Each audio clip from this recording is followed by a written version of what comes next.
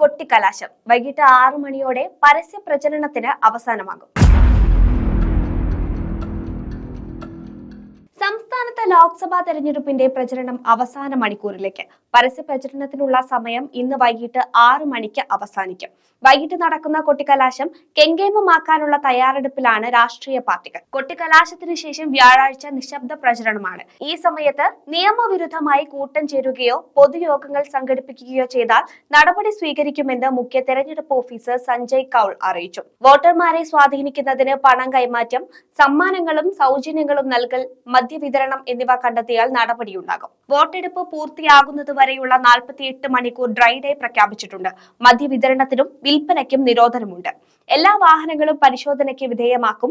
പുറത്തുനിന്നുള്ള പാർട്ടി പ്രവർത്തകർ മണ്ഡലത്തിൽ തുടരാൻ അനുവദിക്കില്ല. ലൈസൻസ് ഉള്ള ആയുധങ്ങൾ കൊണ്ടു നടക്കുന്നതിനുള്ള നിരോധനം ഫലം പ്രഖ്യാപിക്കുന്നതുവരെ തുടരും. വെള്ളിയാഴ്ച ജനവിധി രേഖപ്പെടുത്തുന്നതിനായി കേരളം പോളിംഗ് ബൂത്തിലേക്കെത്തും. വോട്ടെടുപ്പ് വെള്ളിയാഴ്ച രാവിലെ 7 മണി മുതൽ വൈകിട്ട് 6 മണി വരെയാണ്. കേരളത്തിലെ 20 മണ്ഡലങ്ങളും ഒറ്റഘട്ടമായി വെള്ളിയാഴ്ച സമ്മതിദാനം രേഖപ്പെടുത്തും. കേരളത്തിനൊപ്പം 13 സംസ്ഥാനങ്ങളിൽ നിന്നായി 88 മണ്ഡലങ്ങളാണ് രണ്ടാം ഘട്ട വോട്ടെടുപ്പിൽ പോളിംഗ് ബൂത്തിലേക്ക് എത്തുന്നത്.